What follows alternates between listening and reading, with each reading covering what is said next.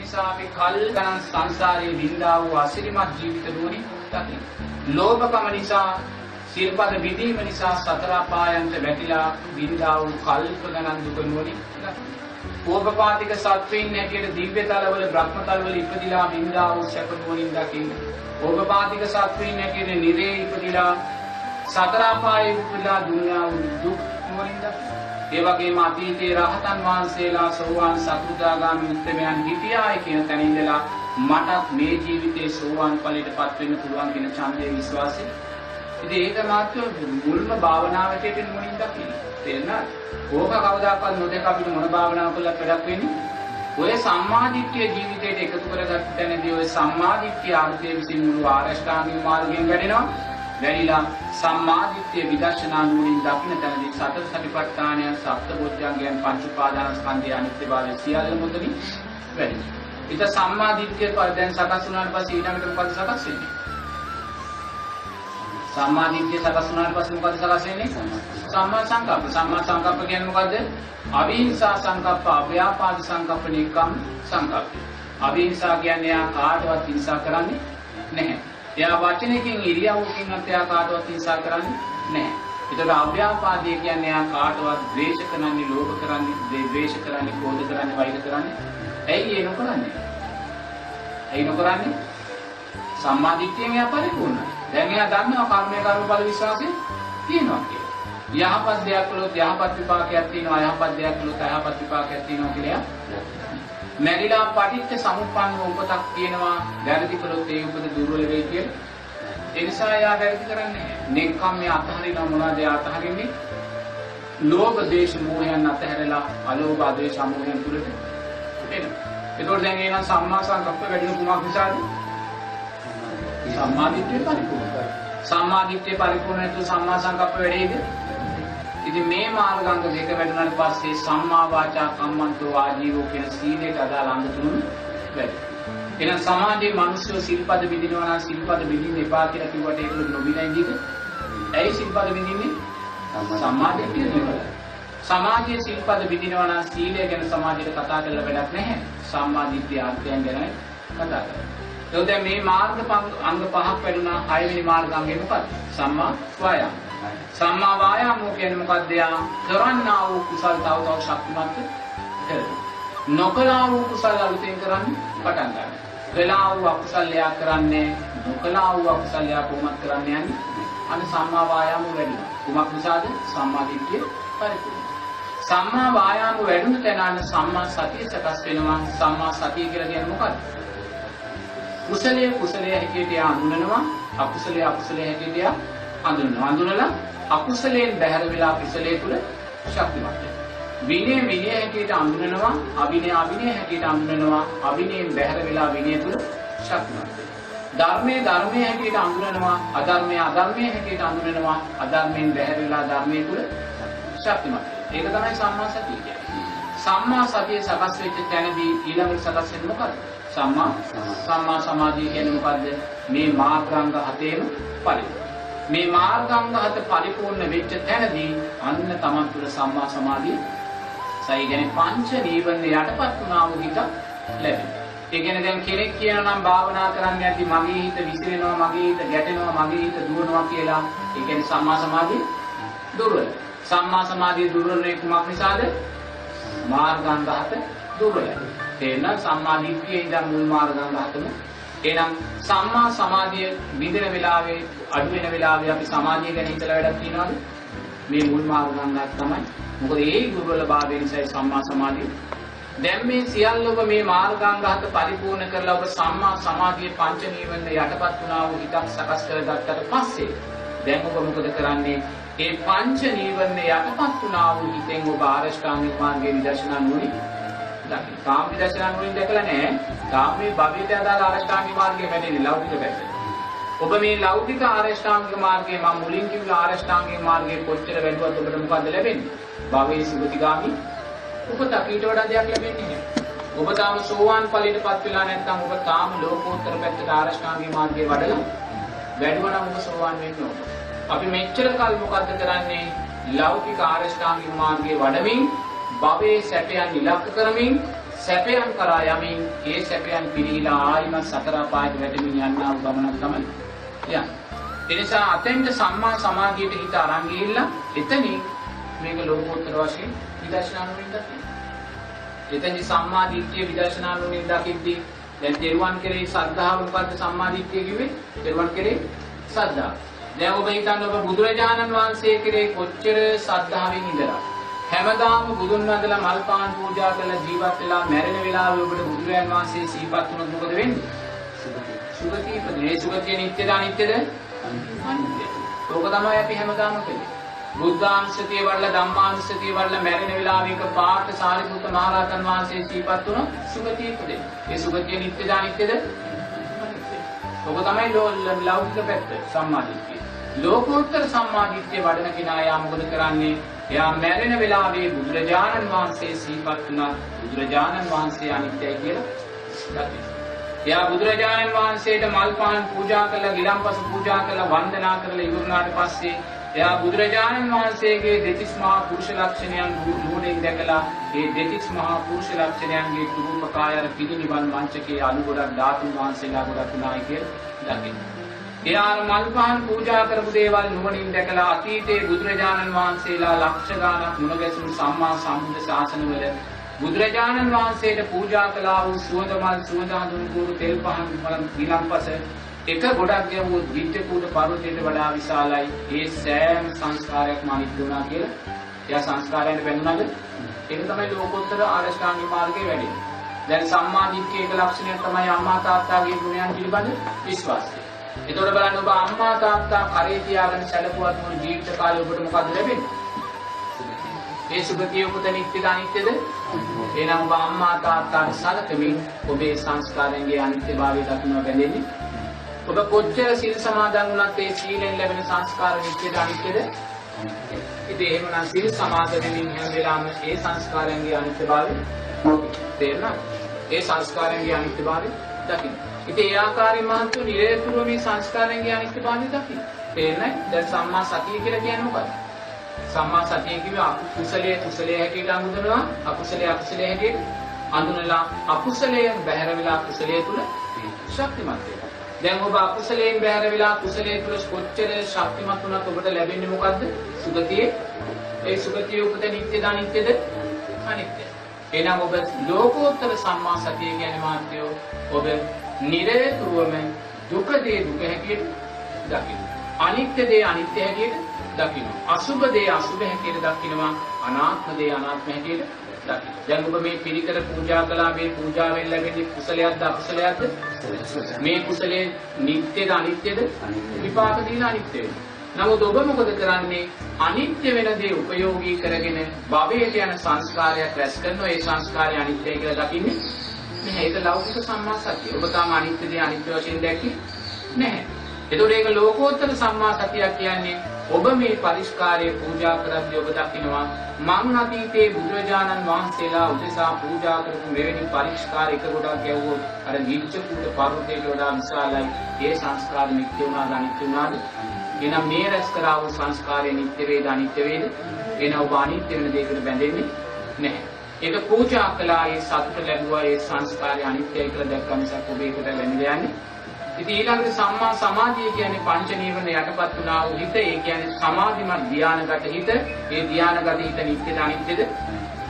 ඔබ මැරෙන වෙලාවේ එකපාරට ඔබේ හිත පළවෙනි ධානයකට ගියොත් ඒ පළවෙනි ධානයට අදාළව රූපාවචර බ්‍රහ්මතලයේ ඉපදිනවා. ඒ රූපාවචර බ්‍රහ්මතලයේ නිත්‍යද අනිත්‍යද? ආයිමත් ඔබ සතර අපායකට වැටෙනවා. ඒ නිසා මැරෙන වෙලාවේ ඔබට ධානයගත හිතක් සකස් වුණත් ඔබේ ධානයගත හිත අනිත්‍යයි කියලා දකිනවා. ඒක තමයි ලෝකෝත්තර පැත්තට සම්මා සමාධි. ඉතින් මහත්ය ඔතන නිවන් මාර්ගයේ තියෙන. තේරෙනවද? ඉතින් ඔය ආකාරයෙන් වැඩෙද්දී සම්මා ඥාන සකස් වෙලා සම්මා විමුක්තිය සාක්ෂාත් කර දෙනවා. ඒ නිසා ඔය ආරෂ්ඨාංගික මාර්ගයේ ලෝකෝත්තර හැටියට වැඩෙද්දී ඒ මාර්ගය තුල සතර සතිපට්ඨාන ධර්මයන්ුත් වැඩෙනවා, සප්තබොධ්‍යංගයන්ුත් වැඩෙනවා. ඒ සියල්ලම අනිත්‍යභාවය දකින්න තැන පංච උපාදාන ස්කන්ධය අනිත්‍යභාවය.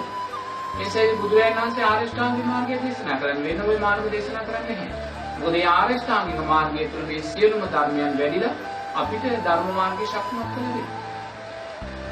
එතන තමයි බුදුරජාණන් වහන්සේ දේශනා කරන්නේ.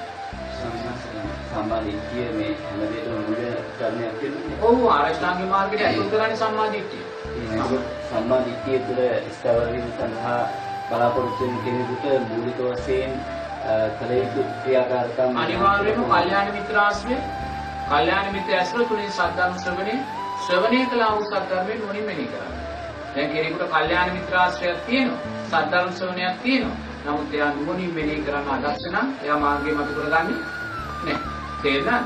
ඒ නිසා නිරේතුරුව මේ කාරණා තුනෙන් තමයි අපි ආරෂ්ඨාංගික මාර්ගය හඳුන්වලා තියෙන්නේ. මොකද මේ කාරණා තුන දුර්වල නම් අපි ආරෂ්ඨාංගික මාර්ගය හඳුනගන්නේ නැහැ. තේරුණාද? හඳුනාගත්තත් ඒක මිච්ඡා මාර්ගයක් විදිහට තමයි අපි තුල වෙන්නේ. තේරුණාද? ඒ නිසා නිරේතුරුවම කල්යාණ මිත්‍ර ආශ්‍රය, කල්යාණ මිත්‍ර ආශ්‍රය කියන්නේ සංසාර බය කියලා දෙන කෙනා. තේරුණාද? කල්යාණ මිත්‍රයා කියන්නේ සංසාර බය කියලා දෙන කෙනා. එහෙම නැත්නම් කාමයන්ගේ නිසරුභාවය කියලා දෙන.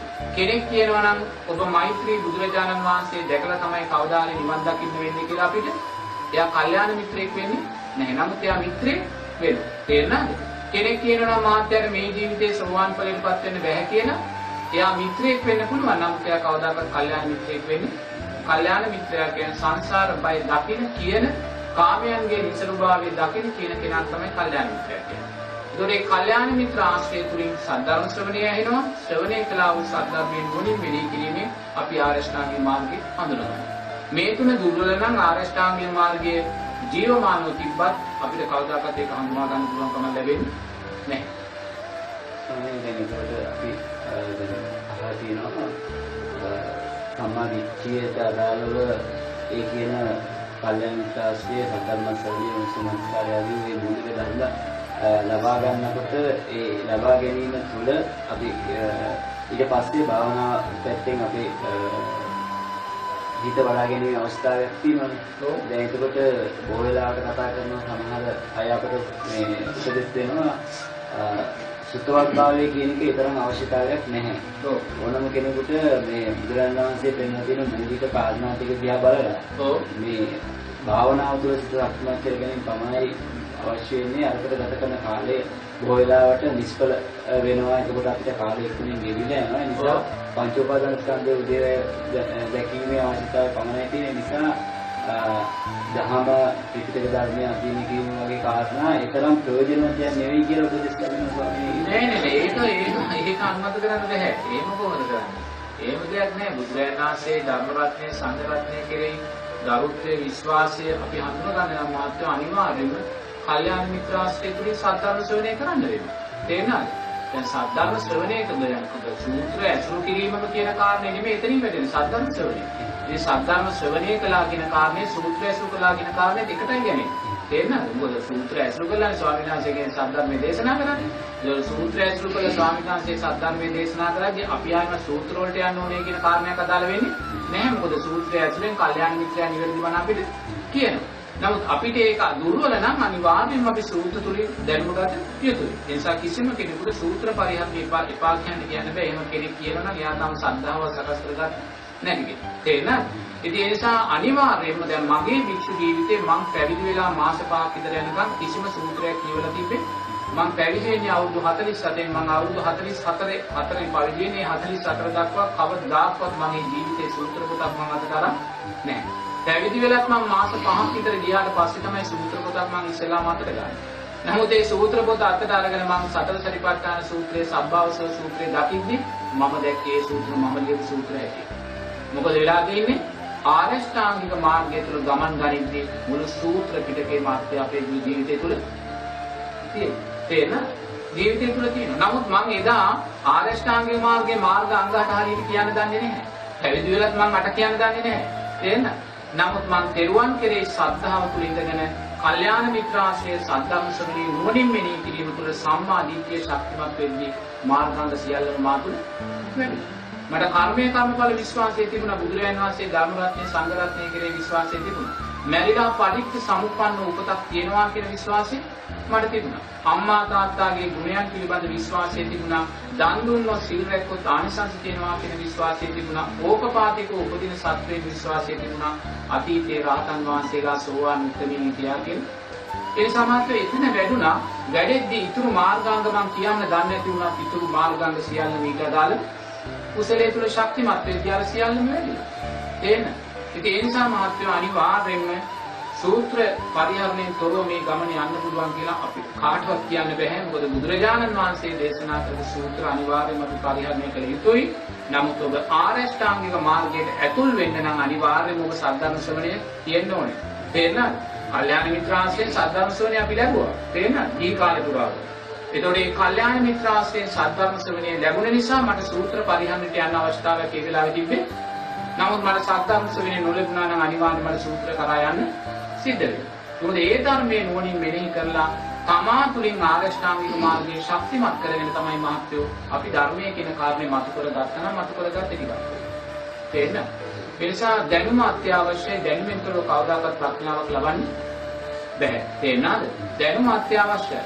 මට මතකයි මං දැනුම අත්‍යවශ්‍යයි. නමුත් දැනුමත් මහත්වෝ කෙරේ තියෙන තෘෂ්ණාව අතහැරුණ වෙලාවේ ප්‍රඥාව සකස් වෙනවා. තේරෙනවද? දැනුම කෙරේ තෘෂ්ණාව ඇති කර ගන්න තාක්කල් ප්‍රඥාව මතුවෙන්නේ නැහැ. මොකද දැනුම කෙරේ තෘෂ්ණාව කියන්නේ මොකද්ද? දැනුම කෙරේ ඇති කර ගන්නා වූ මමත්වේ දැඩිභාවය. මා තුල දැනුම තියෙනවා, දැනුම තුල මම ඉන්නවා, දැනුම තුල ආත්මයක් තියෙනවා, ඒ ආත්මේ මම ඉන්නවා කියන කාමෙන් ඇති කර ගන්නා වූ දෘෂ්ටිය තුල කවදාකවත් ප්‍රඥාවක් මතුවෙන්නේ. ඒ නිසා දැනුම කෙරේ තියෙන තෘෂ්ණාව අතහැරුණු තැන මහත්වෝ ප්‍රඥාව මතුවෙන්නේ. තේරෙනවද? නමුත් දැනුමෙන් තොරව ප්‍රඥාව මතුවෙන්නේ දැනුම අත්‍යවශ්‍යයි.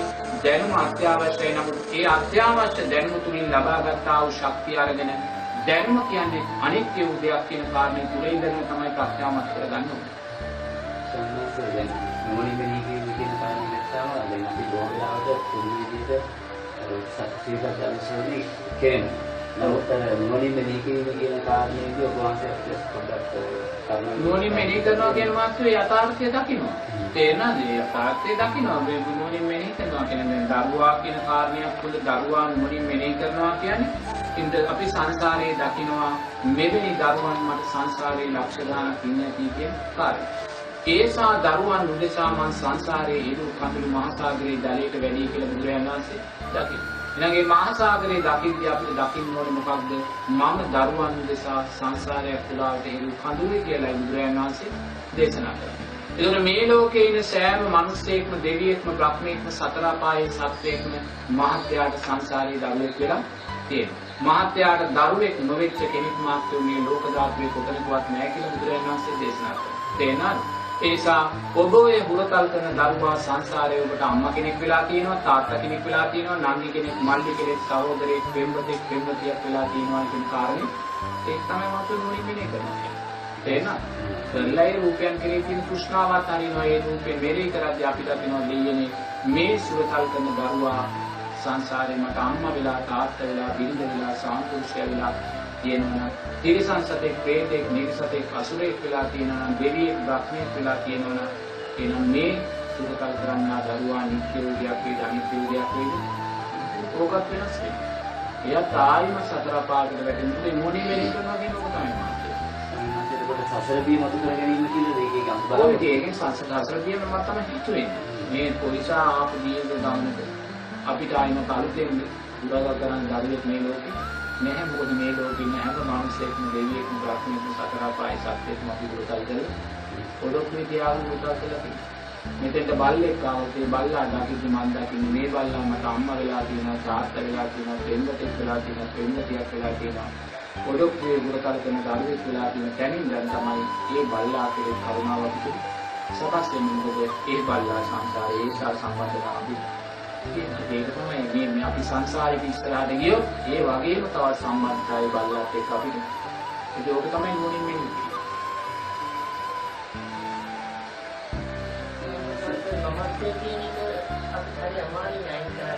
මමත්වයෙන් අයින් කරන අමාරුයි මාත්‍රේ සංසාරයේ සාරා සංක කල්ප ලක්ෂ ගානක් මම කියන දෘෂ්ටිය පෝෂණය කරපු මාත් ගමනක්.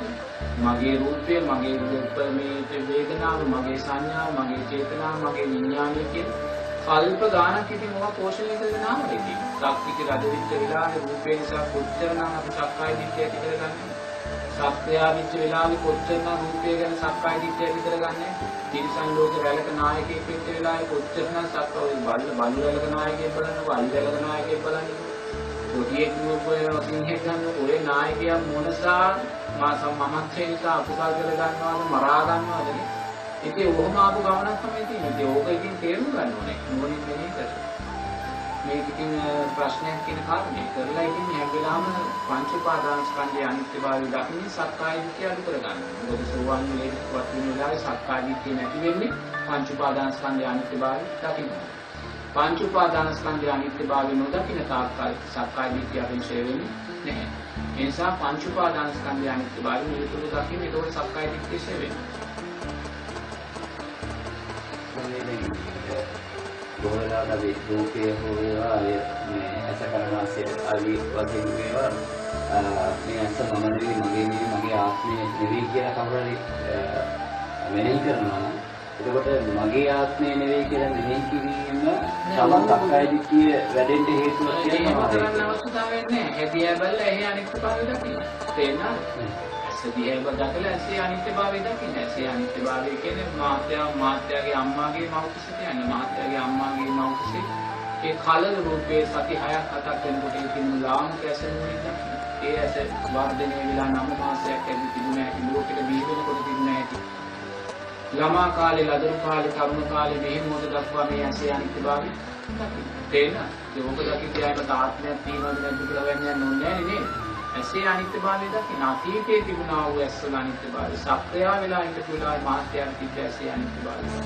තිරිසන් සතෙක් වෙලා ඉඳපු වෙලාවේ මාත්‍යාවේ තිබ්බ ඇසේ අනිත්‍යභාවය. බ්‍රහ්මීක වෙලා විත් වෙලාවේ ඉතින් ඒ වගේ ඇසේ අනිත්‍යභාවය දකින්න අනාගතේ ඔබ මේ මගේ ඇස මේ විදිහට තිබේවා කියලා හිතුවොත් ඒක දියේද? ඒක ඕවා ඉතින් ආයෙත් ආත්මයක් තියෙනවද නැද්ද කියලා හිතන්න ඕනේ. ඕවා හිතන්නේ කිව්වොත් නැති ප්‍රශ්නයක් තියෙනවා. ඒ හිත අනිත්‍යයි කියලා දැකලා මේක බලන්න. ඉතින් කණේ අනිත්‍යභාවය දකිද්දි පුංචි කාලේ ඉඳන් මේ කණේ ස්වභාවය මොනින් දකින්න මේක සතර මහා ධාතුවක් මේක නිරතුරුව වෙනස් වෙනවා. ඇස් දෙක පියාගෙන අවසානයේ මේ කන මහ පොළොවට පස්සේ වන්දුනේ දකින්න. ඉතින් එහෙම තමයි මේ රූපයන් දෙකයි ඔය එක දේවල් හිතන්නේ කියලා ඉතින් එක පැතිවල ඇගිලේ ආවා. එච්චරයි. ඉතින් ඒ හිත අනිත්‍යයි කියලා දැකලා අර බුදුරජාණන් වහන්සේ සත් ප්‍රශ්නයක් තියෙනවා නම් අනිවාර්යයෙන්ම මං කියන දේ අහන්නත් එපා. වෙන කවුරුත් කියන දේවත් අහන්න එපා. ඒවා අහගෙන ගිහිල්ලා බුදුරජාණන් වහන්සේ දේශනා කරපු සූත්‍රෙ දිගහැරලා ඒක කියවල බලන්න. බලලා මේ එතනින් තීරණයක් ගන්න. එච්චරයි. නැතු අද රටේ කියන බණ දිහා දැක්කම ඔක්කොම වල්මත් වෙන්න පුළුවන්. ඒක සියයෙන් සියාකාරයෙන් කියන නිසා මං කියන දේ පිළිගන්නත් එපා.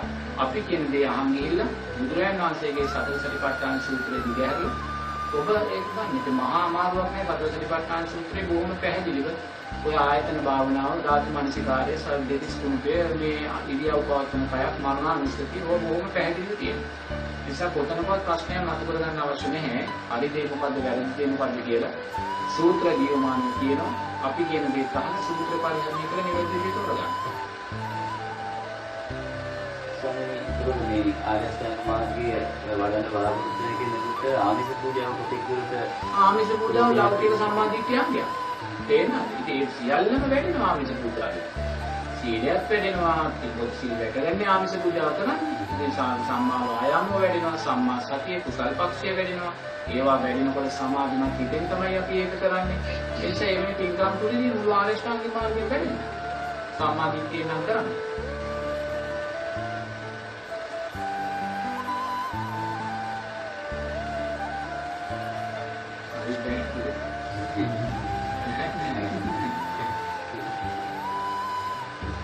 Mga tiyo lang kanta, nuring tan niya, nuring tan niya, yun na yan.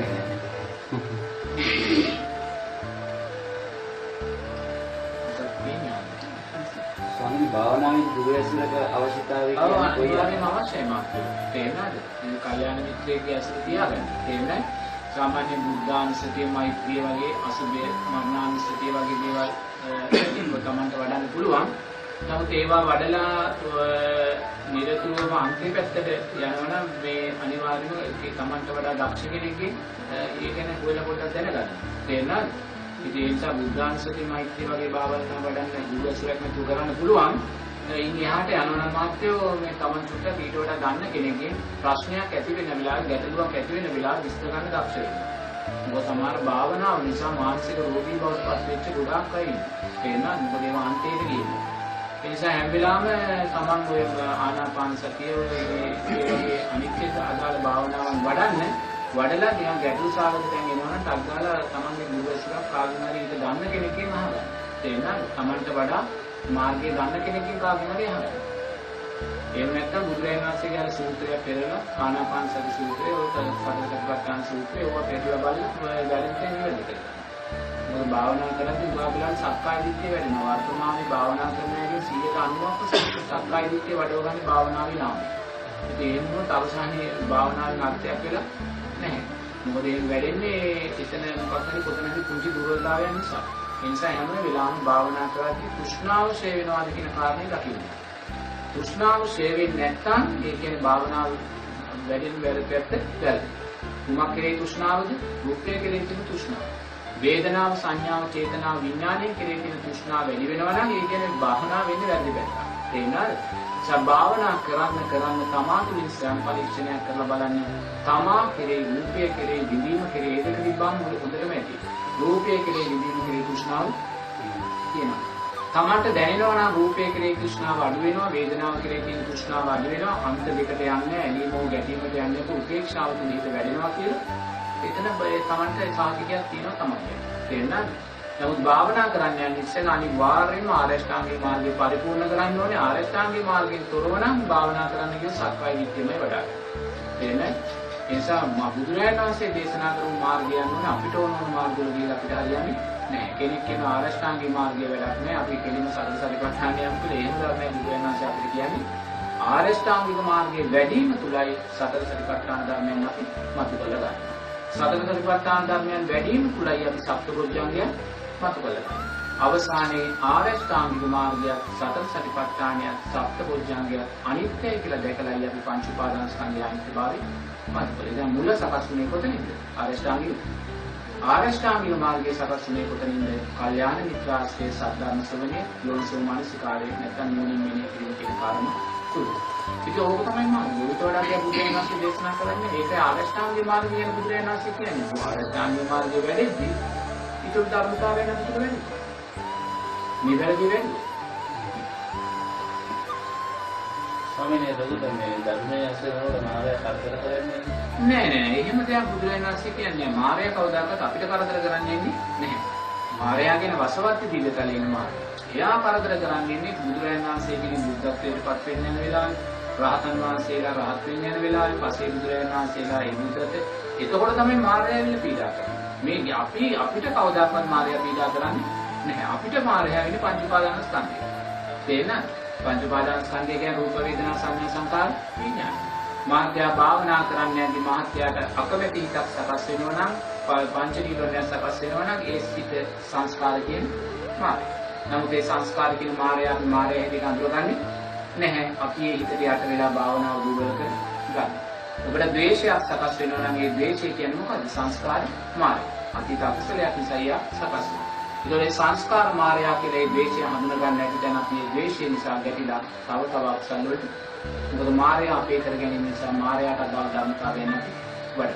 ඒ නිසා කොතනකවත් වසවත්ති දීර්ඝකාලයේ මායя අපි ළඟට එන්නේ. ඒක තේරුම් ගන්න අපිට මායя වෙන්නේ පංච උපාදාන ස්කන්ධය කියන මායяමයි. රූපයක් දකිද්දී ඒ රූපේ මායя හැටියට දකින්නේ නැහැ. එක්කෝ ඒකට ඇලෙනවා, එක්කෝ ඒකට ගැටෙනවා, ගැටිලා අනිවාර්යයෙන්ම ලෝභ දේශ මොහයන් කරා යනවා.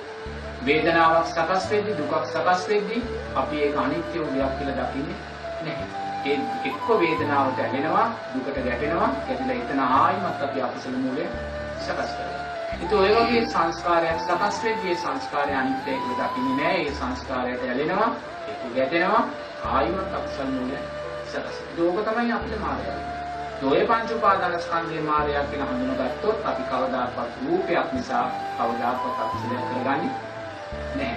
කුසලයේ තුල ශක්තිමත් වෙලා ඒ කුසලයට අනිත්‍යයි කියලා අපි කොතැනකවත් සැප වේදනාවක් ඉදිරියේ ඇලිලා ඒක දුකක් බවට පත් කරගන්නේ නැහැ. සැප වේදනාව අනිත්‍යයි කියලා දැකලා උපේක්ෂාවකින් දැන් දෙනවා. ඇවිල්ලා ඊට පස්සේ උපේක්ෂාව අනිත්‍යයි කියන කාරණේ දකින්න. ඒසයි ඉතින් අපි දක්ෂ වෙන්න ඕනේ සකස් වෙන පංච උපාදාන ස්කන්ධේ මායя හැටියට දැකලා ඒ පංච උපාදාන ස්කන්ධේ නිරේතුරුවම අනිත්‍ය වශයෙන් දකින්න. එහෙම නැත්නම් කුසල් පක්ෂයේ මුලින් වඩාගෙන මේ කුසලයක් අනිත්‍යයි කියලා දකින්න. මුලින්ම අකුසලයෙන් බැහැර වෙන්න, බැහැර වෙලා කුසලයේ තුල ශක්තිමත් වෙන්න. ඊළඟට කුසලයක් අකුසලයක් දෙකම අනිත්‍යයි කියලා. දැන් මුලින්ම කුසලයේ තුල ශක්තිමත් වෙන්න. කුසලයේ අකුසලයේ දෙකම අතරින් බෑ එකපාරට. මුලින්ම අකුසලයෙන් බැහැර වෙලා කුසලයේ තුල ශක්තිමත් වෙන්න. ඒ කුසලයේ ශක්තිමත් කරගත්තාට පස්සේ කුසලයක් අකුසලයක් දෙකම අනිත්‍යයි කියලා දැකලා විදර්ශනා නුවණ ඇති කරගන්න.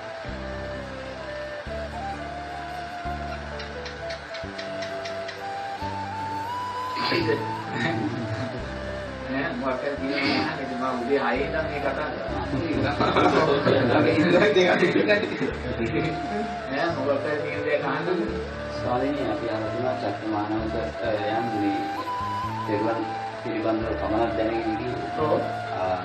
අවසානයේදී සුගතිගාමී වුණයි කියලා ප්‍රෝග්‍රෑම් එකෙන් පහර කරා. දැන් අපි සාමාන්‍යයෙන් ගාම මේ ඔයාලා බලනකොට අපි දැනගෙන තියෙන්නේ මේ සීලය සම්පූර්ණ වෙන්න ඕන සුගතිගාමී වෙන්න. එතකොට දැන් මේ චත්තමානවක සීලෙන් පරිපූර්ණ වුණේ කොයි ආකාරයෙන්ද සුගතියට යන්න පුළුවන් කියන්නේ. මේවයි මාත්‍රේ චත්තමානවගේ සකස් වුණාසින් අපිට ආයිමත් සකස් කරගන්න බැහැ. මේ චත්තමානකේ ඒක සකස් කරන්නේ බුදුරජාණන් වහන්සේ ඉදිරිපිට මාත්‍රේ. තේන බුදුරජාණන් වහන්සේ මහා කරුණාවෙන් බලලා මං අද ජත්ත තරුණයා ළඟට යන්න ඕනේ කියලා බුදුරජාණන් වහන්සේ දෙපයින් මහගලේට වැඩම කරලා ජත්ත තරුණයා එනකන් ගහක් යට හිටන් ඉඳගෙන ඉන්න මාත්‍රේ ජත්ත කොච්චර පිටක් කරලා තියෙනවද? ඒතන ඒ කියන්නේ යාගේ සීලය යා පෙර ජීවිතවල පරිපූර්ණ කරලා තියෙන්නේ. තේන්න? එහෙම නැත්නම් මාත්‍රේ බුදුරජාණන් වහන්සේ නමකට එතෙන්ට යන්න හිත දෙන්නේ. ඒ ජත්තගේ පින ආයිමත් එයාගෙන අහන්න දෙයක් නැහැ. ඒ පින පරිපූර්ණ කරලා ඒගොල්ලෝ තියෙන අතීතේ. ඒ තියෙන තැනින් බුදුරජාණන් වහන්සේ ශ්‍රද්ධාව තුලින් ඒක මත කරලා දක්වනවා. ඒකෝ ඒ ශ්‍රද්ධාව අපි දැන් ඇති කරගන්නා වූ ශ්‍රද්ධාව වගේ නෙමෙයි මාත්‍රේ. බුදුරජාණන් වහන්සේ දකින්න දෙතිස්මා පුරුෂ ලක්ෂණයන්ගෙන් බබලන ඒ ජීවමාන බුදුරජාණන් වහන්සේ දකින්න මාත්‍රේ ආයිමත් ඒ වෙනාවේ සීලෙන් පරිපූර්ණයි ශ්‍රද්ධාවෙන් පරිපූර්ණයි සමාධියෙන් පරිපූර්ණ. තේන්න? ඒකයි මේ දිසාකෝමක් ලුප්පාමුක් ළඟ ඉන්න දක්ෂම ශිෂ්‍යයා. තේන්න? ඒ නිසා මාත් අතීත සංස්කාර ඉපදෙන්නේ ශාස්ත්‍රීය බවුන් පවුලක. ඒ නිසා මාත් යාද තියෙන කාරණෙත් එක අපි මනින්න බෑ. තේරුණාද? මොකද බුදුරජාණන් වහන්සේ කෝටි ගණන් දඹදිවේ හිටිය මිනිස්සු බුදුරජාණන් වහන්සේව දැක ගන්න බැරි වුණා වූ ලක්ෂ ගණනක් එදා දඹදිවේ හිටියා. දඹදිවේ ඉපදිච්ච මිනිස්සු ලක්ෂ ගණනකට බුදුරජාණන් වහන්සේ දකින්න පින දෙතියෙද්දි බුදුරජාණන් වහන්සේ දෙපැයින් බඩ කරලා ජක්කලඟට යන්නේ කොච්චර පිනක් යාට තියෙනවද නේ? එහෙම කල්පලා ගන්න. ස්වාමීන් වහන්සේ දැන් අපි සාමාන්‍ය සමාජයේ දැන් දානය හොඳට පුරුදු කරපු කෙනෙක් ඉන්නවා. දැන් මෙයා මරණ මොහොතේදී දැන් සාමාන්‍ය අපි අහලා තියෙන්නේ මේ දානය දීම සුගතිගාමී ඒ කියන්නේ දාන සගත සෝපානන් කියලා අපි අහලා තියෙන. ඒ කියන්නේ ස්වර්ගයට යන්න මේක මාර්ගයක්. එතකොට ඒ සීලය අනිවාර්යයෙන්ම ඒ අවසාන උපාදාන පත්‍ය භව කියන තැන ඔය කියන විදිහට දානය සිහි වුණොත් අවසාන වෙනවා. එයා සුගති උත්පත්තිය ලබන්න සීලය ඒකට අත්‍යවශ්‍යමයි. එහෙම නැතුනොත් මේ වෙන නෑ ඒක යාගේ අදාළ. දැන් අලියෙක් ගන්නකො, කොටියෙක් ගන්නකො, සිංහෙක් ගන්නකො. ඔය කවුද පෙර ජීවිතේ හොඳට දන් දීම මහත්ය. නමුත් කර්මයේ කර්මඵල විශ්වාසයේ තිබ්බේ සිල්පද බාරයක් නෙමෙයි. දැන් ඔය අදත් ඉන්නේ මිනිස්සු කෝටිපති ප්‍රකෝටිපති එක එක දේවල් වල සම්බන්ධයි. ඒගොල්ලෝ තමයි ලංකාවේ වැඩිම දන් දෙන්නේ. නමුත් ඒ දන් දෙන්න කියලා ඒගොල්ලන් තියෙන එක්ක ව්‍යාපාරික කර්මුණක්, එක්ක දේශපාලනික කර්මුණක්, ඒගොල්ලෝ කර්මයේ කර්මඵල විශ්වාසයක් නැහැ. තේන්න? සිල්පද රැකීම අපි දුර්වලයි. ඉතින් ඒ දන් දීලා මරණ වෙලාවේ දානය සිල්පත් වුණත් අර වගේ ওই සීල සංසත්තේ රැළේ නායකයෙක් වෙලා ඉපදෙනවා. ඊට පස්සේ අපේ රටේ රජුරුව ගැලේට ගියත් අලියෙක් දැක්කම පැල්ල දුවන්නේ, සිංහෙක් දැක්කම පැල්ල දුවන්නේ. එයාගේ ආවිෂවන්නේ සැපේ බලය දානේ ආංශංශ. දැන් പ്രേත ලෝකේ සද්දන්ත പ്രേතයෝ ඉන්නවා. මේ සද්දන්ත പ്രേතයන්ට මුළු പ്രേත ලෝක ඔක්කොම බයයි. ඇයි මේ പ്രേත ලෝකේ සද්දන්ත භාවය ලැබුණේ? ලෝභ සිත නිසා අතෙන්ට වැටුණා. තේරෙනවා දීපලක් කෙරෙහි තෘෂ්ණාවෙන්. නමුත් දන් දීලා තිබ්බා දානේ ආංශංශ දෙන්න. ඒ වගේ තමයි. ඔය ඇස්වලින් ආලෝක වේදන പ്രേතයෝ ඉන්නේ. ලෝභ සිතන പ്രേත ලෝකෙට වැටුණා. නමුත් පෙර ජීවිතේ දහම් පාසල් වල උගන්වලා එහෙම නැත්නම් අනුන්ට ශිල්ප කියලා දීලා අනුන්ට බණ කියලා ඇස්තරින් ආලෝකයේ විහිදෙන කුසල විපාකයක් එයාට ආවා. ඒ වගේම අපේ අරකට ගියාම විපාක දෙනවා. තේරෙනවද? සීලෙන් දුරට භාවයට අදාළව එතෙන්ට වැටුණා දානය විල විපාක දෙනවා. ස්වාමීන් වහන්සේ බොහෝ වෙලාවට අහන්න ලැබෙන්නේ දන් දීලා සුගතිය යන්න පුළුවන් සීලය අවධාරණය වෙන්නේ ඒ වගේ අවස්ථාවලදී. ඒක බොහෝ වෙලාවට අපිට දන් දීලා සුගතිය යන්න පුළුවන් කියන අදහස මතුවෙනවා. ඔව්. එතෙන්දි සීලය අවධාරණය වෙන්නේ ඒ පුජ්‍යල සීලෙන් සම්පූර්ණ සීලය රැකගෙන සිටියුතු කියන කාරණේ නෑ සීල් රකින්න නැතුව දන් දෙන්න බෑ. සීල් රකින්න නැතිව ඉන්ද්‍රිය සංවරය නැතු වෙනවා. ඉන්ද්‍රිය සංවරය නැතුනොත් මරණ වෙලාවේ දානය සීපත් දෙන්නේ නෑ. මොකක් හරි ඉන්ද්‍රිය අසංවරයට අදාළව ද්වේෂයක් ලෝභ සිතක් තමයි සකස් වෙන්නේ මොහ සිතක්. තේරෙනවද? සීලෙන් තමයි දානීය ශක්තිමත් කරගන්න ඕනේ. මොකද සීලෙන් තමයි ඉන්ද්‍රිය සංවරය සකස් වෙන්නේ. ඉන්ද්‍රිය සංවරය නැහැ කියන්නේ මරණ වෙලාවේ හිත විසිරෙන දුවන හිතක් තමයි සකස් වෙන්නේ. තේරෙනවද? ඒ නිසා සීල්පද විතරව දානයෙන් විතරක් ගොඩ එන්න පුළුවන්කම නැහැ. ඒ නිසා එහෙම ගොඩ ආවත් යම් වෙලාවක දානීය ශක්තිමත් චේතනාවක් තියෙන අර වගේ අර්ථ කුසීල සංකුලවල නායක වෙලා එහෙම තමයි ඉන්නේ. තේරෙනවද? මොකද සීලය දුර්වල නම් කවදාකවත් මනුෂ්‍ය ජීවිතයක් ලබන්න බෑ. දිව්‍ය ජීවිතයක් ලබන්න බෑ සීලය දුර්වල. ලැබුවත් ඒක රෝගී භාවයට අදාළ ජීවිතයක් තමයි වෙන්නේ. එක්ක විරූපී භාවයට, එක්ක රෝගී භාවයට, එක්ක දුක්පත් භාවයට එවැනි දෙයකට තමයි උත්පත්තියක තමයි යන්නේ. ඒ වෙනතු සීලය අත්‍යවශ්‍යයි. මොකද සීලෙන් තමයි ඉන්ද්‍රිය සංවරය සකස් කරලා මැරෙන වෙලාවේ අපිට යමක් ගලප ගන්න පුළුවන් මනෝභාවය සකස් කරගන්න. සීලෙන් දුර්වල තැනදී හිත ගැටෙනවා. ගැටෙන විලාදී අපිට දානයක් සීපත් කරගන්න අවස්ථා සකස් වෙන්නේ නැහැ සමහර වෙලාවට. ගිහියන් විදියට ඒක පංචශීලයේ මෙතෙන්දී උපයෝග වෙනවද? බුදුරජාණන් වහන්සේ ගිහියන් දේශනා කරන්නේ පංචශීලය. තේරුණාද? පංචශීලයේ ආර සීලයක් හැටියට තමයි සෝවාන් කෙනාගේ රැකෙන්නේ. නමුත් කැමැති වෙලාවට උපෝසථ සීලයන්ට යන්න. සතර පොයේ නැත්නම් මහා පොයේ. නමුත් ගිහියේ හැමදාම උපෝසථ සීලයන් දස් සීලයන්ට යන්න අනුමත කරන්න බෑ. මොකද ගිහි ජීවිත ගත කරලා ගිහි බැඳීම් එක ඉන්නේ ඔය උපෝසථයන් දිගියොත් දිනපතා සක්කාය දිට්ඨිය ඇති කරගන්න. වාක්‍යයක් දෙකක් තියෙනවා. ඒගොල්ලෝ දිනපතා උපෝසථ සමාදන් වෙන ගිහලා සක්කාය දිට්ඨිය ඇති කරගන්න. ඒ නිසා අපි නිරතුරුවම අනේ පිළිසිතුමා විසාකාව තමයි උපමාවට ගන්න. විසාකාව අනේ පිළිසිතුමා සතර පොයේ උපෝසථයේ ගියක් නිසා කිතුල් දවසේ උපෝසථ සීල සමාදන් වුණේ. ඒ මොකද ඒවා උපමාවට ගත්තොත් අපිට වර්ධින්නේ නැහැ. ඒක නැතුව අපිට ඕන විදිහට තේරුනොත් අපිට සක්කාය දිට්ඨිය වැඩෙනවා. තේරුණාද? ඒ නිසා හැම වෙලාවෙම මේ අතීතයේ හිටියා උපාසක උපාසිකාවන් කොහොමද කලේ කියන කාරණේ තමයි අනුගමනය කරන්නේ. අපි යන්නේ මේ කරුණේනේ භවයට දෙන්නේ. මොකද මාත් කරුණේ යන්නේ භවයට. උපාදාන පත්‍ය බව. උපාදානය තමයි භවය සකස් කරන්නේ. උපාදානය සකස් කරන්නේ කුෂ්ණ. උපාදාන ඈ? කවදාකම පළවෙනි ජීවිතයට උපාදානය කොහොමද? මොකද පළවෙනි ජීවිතය කියන්නේ? ලෝක පළවෙනි ලෝක. මහා බුදුරජාණන් වහන්සේ අපිට හිතන්න සුදුසුසා නොහිතන නොසිදු දේවල් දෙකක් කියනවා. බුදුරජාණන් වහන්සේලා ඇත්තේරියාවනේක යද ඉන්න කොළහුරක් අරන් කියනවා මාත්‍යෝ මේ කොළහුර පෙන්නලා මානෙදි මම අවබෝධ කළා වූ මේ ඇත්තේරියාවනේ තියෙන කොළ ප්‍රමාණයට සමානයි. මම දේශනා කළා වූ මේ අතේ තියෙන කොළ ප්‍රමාණයට පමණයි. ඒතකොට මේ බුදුරජාණන් වහන්සේ දේශනා කළේ කුමක් උදෙසාද? අපිට නිවන් අවබෝධ කර ගැනීම උදෙසා අවශ්‍ය ධර්මයේ ටිකයි කළේ මාත්‍ය. නමුත් ඔය ප්‍රශ්නෙට බුදුරජාණන් වහන්සේ පිළිතුර ගන්නවා. නමුත් මාත්‍ය බුදුරජාණන් වහන්සේ ඒක අපිට කිව්වේ නැහැ. මොකද බුදුරජාණන් වහන්සේ අරසා දෙයක් දැනගෙන මේ අතේ තියෙන පුංචි කොළ ප්‍රමාණය විතරක් දේශනා කළා. අද ලෝකයා කොච්චර පැතිලා ඉන්නවද කියලා බලන්න. මේ පොඩ්ඩ දේශනා කළා ඔච්චර පැතිලා නම් අර දේශනා කරපු දේවල් මාත්‍ය විලාට ධර්මයේ පටලවගෙන අතුරුදහන් වෙලා තියෙනවා. ඒ නිසා ඒවා බුදුරජාණන් වහන්සේ දේශනා කරන මාත්‍ය අපි කල්ප විනාශ දසදහස් ගණන් පව් කරලා යන්නේ. තේනද? ආයිමත් ඊළඟ මේ කල්ප විනාශය වෙන්නේ තව අවුරුදු ලක්ෂ 25ක් විතර ගියාට පස්සේ මෛත්‍රී බුදුරජාණන් වහන්සේගේ ශාසනය පහළ වෙලා තමයි ඊළඟ කල්ප විනාශය සිද්ධ වෙන්නේ. ඊරවල් 7ක් පායලා මේ මුළු පෘථිවියම අලුත් වූ වෙලා ආයිමත් සත්වය අලුතෙන් සකස් වෙනවා. එතකොට මහත්වෝ එහෙම ආවා වූ ගමනේදී මහත්වෝ මේ පළවෙනි සත්‍යයට උපාදානය සත්‍යනේ කියන කාරණේ මහත්වෝ කවදාකවත් මේ ධර්මයේ වඩා ගන්න අත්‍යවශ්‍ය වෙන දෙයක් නෙමෙයි. තේරෙනවද? නමුත් අපි දකින්න ඕනේ මේ දේ බුදුරජාණන් වහන්සේ දකින්නවා දැක්කා කියන තැන ඉඳන් ඒ දකින්න මහත්වෝ අපිට සත්‍යවයි සකස්. තේරෙනවද? ඒ නිසා ඒකෙනුත් අපි ගන්න ඕනේ තර්කයක් තුළ ඉර වෙලා අතරමං වෙන්න නෙමෙයි. අනේ මම බුදුරජාණන් වහන්සේ දේ අපිට දේශනා කළාට බුදුරජාණන් වහන්සේ සම්මා සම්බුද්ධ ඥානයෙන් මේ දේ දැක්කායි කියන තැනින් බුදුරජාණන් වහන්සේට ලකුණක් දීලා අපි සත්‍යාව යොදලා කරනවා. තේරුණාද? එහෙම නැත්නම් ඔය පැටලෙන්නේ නැහැ එපා ඈ. ඒකත් උපාදාන.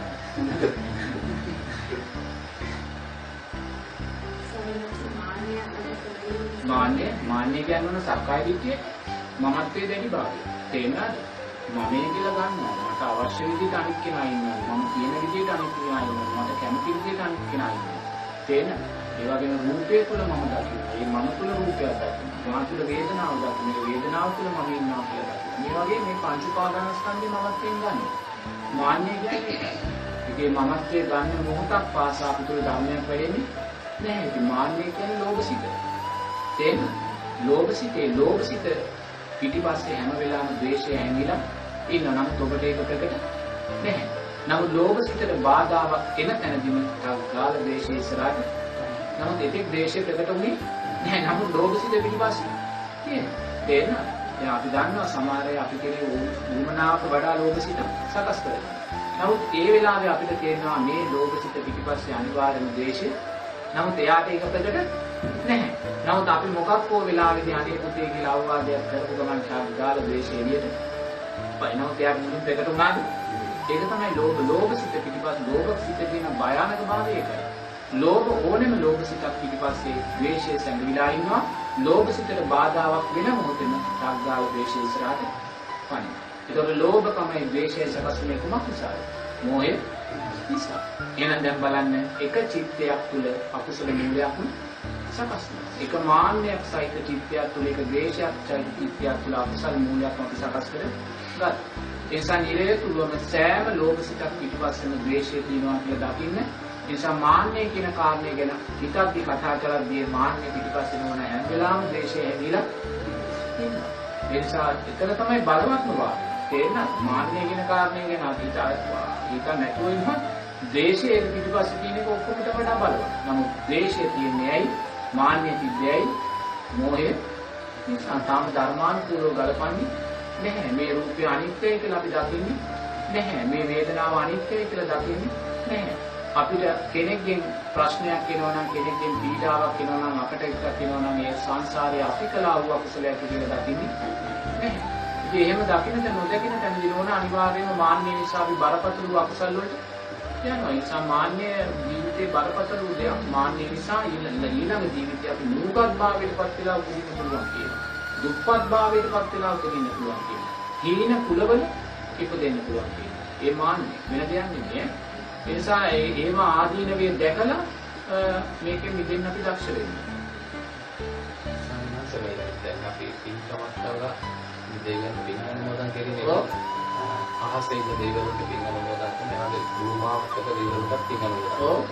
දැන් තැන් වල බොහෝ විට සතරවරම් දෙවියන්ට සක්‍රිය ප්‍රමුඛ සතරවරම් දෙවියන්ට පින් අනුමෝදන් කිරීම පොත්කේ. ඔව්. මේකේ වඩා සුදුසුකම මෙහිමයි මාත්‍රිතෝ ඔච්චර දේවල් හිතන් යන්න ඕනේ පින් අනුමෝදන් කරලා අල්පේශාක් මහේශාක්ගේ අල්පේශාක්ගේ දිව්‍යරාජ සමූහය මේ පින් දැක සතුට වේවා අනුමෝදන් සතුට වේවා කොහොමද හරි තේරෙනවද? ඉතින් එතනදී බුදුරජාණන් වහන්සේගේ සූත්‍රගත ධර්ම වල තියෙන මාත්‍ර මේ සත්‍යයයි සතරවරන් දෙවියෝ සහ අර සුදන් ස්වභාවයට එන සම්‍යක් දෘෂ්ටික දෙවියෝ. තේරෙනවද? ඒ නිසා ඒගොල්ලන්ගේ රැකවරණයේ ආරක්ෂාව නිරේතුරුවම අර සතරවරන් දෙවියන් හරහා මේ උපාසක උපාසික භික්ෂු භික්ෂුණී කියන කොටස් වලට තියෙනවා. තේරෙනවද? ඒ නිසා මහේශාක්‍ය කියන බොටම මාත්‍යට සත්‍යය සතරවරන් දෙවියෝ ඇතුළු සුදන් ස්වභාවයට එකපාරටින් තියවා ගන්න. තේරෙනවද? ඉතින් අල්පේශාක්‍ය දෙවිවරු කියන්නේ සාමාන්‍ය මනුස්ස ලෝකයේ ආශ්‍රිතව ඒගොල්ලන්ගේ මහේශාක්‍ය භාවයත් එක මාත්‍ය මනුස්ස ලෝකයේ ඉන්න දෙවිවරු අල්පේශාක්‍ය. තේරුණාද? ඉතින් එහෙම නම් වශයෙන් කියන්න ඕනේ නැහැ. මහේශාක්‍ය කියනකොටම එක පාඩම මාත්‍යාගේ හිත ඇදෙන්න ඕනේ. සත්‍යය සතරවරන් දෙවියන් සුදන් ස්වභාවයෙන් සත්‍යය දෙවියෝ. තේරෙනවද? අයිමත් ඒවා කියන්නේ යන්න ඕනේ නැහැ. බුම්මාඩ දෙවියෝ ඔහොම කියලා. මහේශාක්‍ය අල්පේශාක්‍ය කියලා ඒවා කියලා මාත්‍යාගේ මේ මනුස්ස ලෝකයේ ආශ්‍රිතව ඉන්න ඔය සමන් දෙවියෝ ඒවා තමයි කැමති දෙවියෝ හිතාගන්න. තේරෙනවද දෙවියන්? යායම වචන වලින් කියන්න යන්න ඕනේ නැහැ. තේරෙනවද?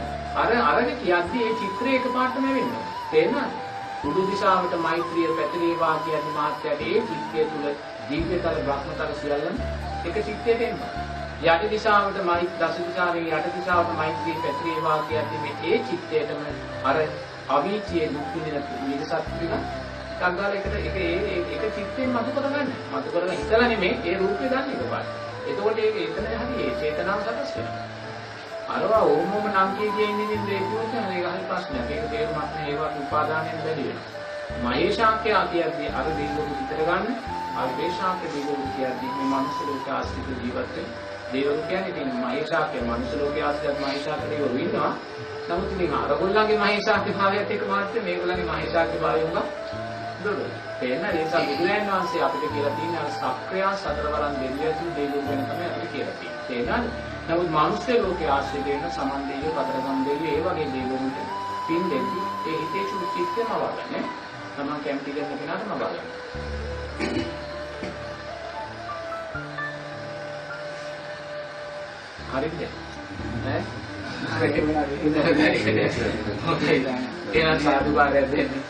පින්තුන් අප්‍රමාණ සතුටපත් වෙන මේ මොහොතේ මහා සංඝ රත්නය ආරම්භ කරගෙන පිරිකර පූජාවන් සිද්ධ කරලා උතුම් සද්ධර්ම ශ්‍රවණයන් සිද්ධ කරලා ජීවිතය තුළින් අප්‍රමාණ වූ සැනසෙල්ලක් අත් කරගත්ත නිසා කල්පනා කරන්න මේ රැස් කරගත්තා වූ සෑම පිනක්ම ඒ අපේ පින්වත් ස්වාමින් වහන්සේට නිදුක් නිරෝගී සුවපත් භාවයේ දීර්ඝායුෂ පිණිසත් මේ ජීවිතයේදී උතුම් චතුරාර්ය සත්‍ය ධර්මයන් අවබෝධ පිණිසත් මේ පින් හේතු වේවා කියලා සාදුකාරය. ඒ වගේම මේ රැස් කරගත්තා වූ සෑම පිනක්ම පින්වතුන්ලාට නිදුක් නිරෝගී සුවපත් භාවයේ දීර්ඝායුෂ පිණිසත් මේ ජීවිතයේදී උතුම් චතුරාර්ය සත්‍ය ධර්මයන් අවබෝධය පිණිසත් මේ පින් හේතු වේවා කියලා සාදුකාරය. ඒ වගේම මේ රැස් කරගත්තා වූ සෑම පිනක්ම පින්වතුන්ලා නමින් මිය පරලොව ගොස් පින් බලාපොරොත්තුව ජීවත් වෙන මව්දෙමාපියන් ඇතුළු යම් ඥාති පිරිස් වෙනම් ඒ සියලු දෙනා Tamanගේ දෑතින් කරගත්තා වූ පින්කම් සේසිතා මේ පින් දැක සතුටු වේවා අනුමෝදන් සතුටු වේවා කියලා මියගිය ඥාතීන්ගේ රුවගුණ 100ක නගාගෙන කරගත්තා වූ පින්කම සිහිපත් කරගෙන මේ පින අනුමෝදන් කරන්න ඉදම් මේ ඥාතීන් අංගෝතු ගාථාව කියන්නේ.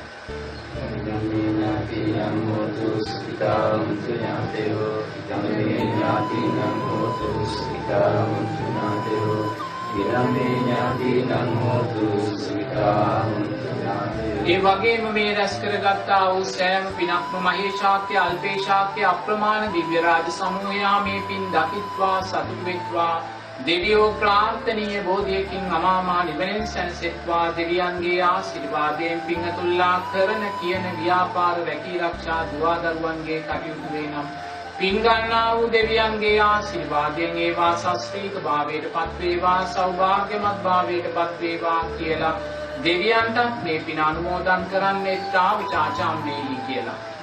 තාවතාචාම්මේහි සම්මදම් පුඤ්ඤ සම්පදං සබ්බේ දේවා අනුමෝදන්තු සබ්බ සම්පත්ති සිද්ධියා.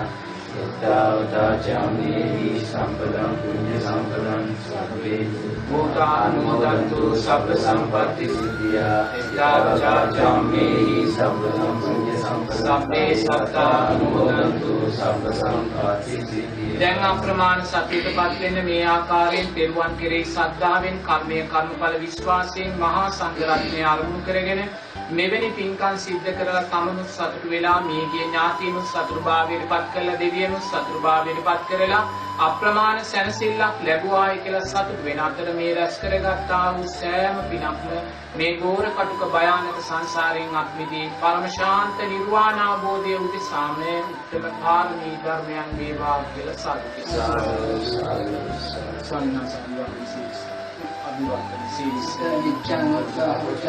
චත්තාරෝ ධම්මා වර්ධන්ති ආයුවන්නෝ සම්බලං ආයුරාරෝග්‍ය සම්පatti සග්ග සම්පatti මේච අතෝ නිපාන සම්පatti විනාදී සමිච්ඡතු සිංහුලාජනික නිරෝගී සුපත් භාවයේදී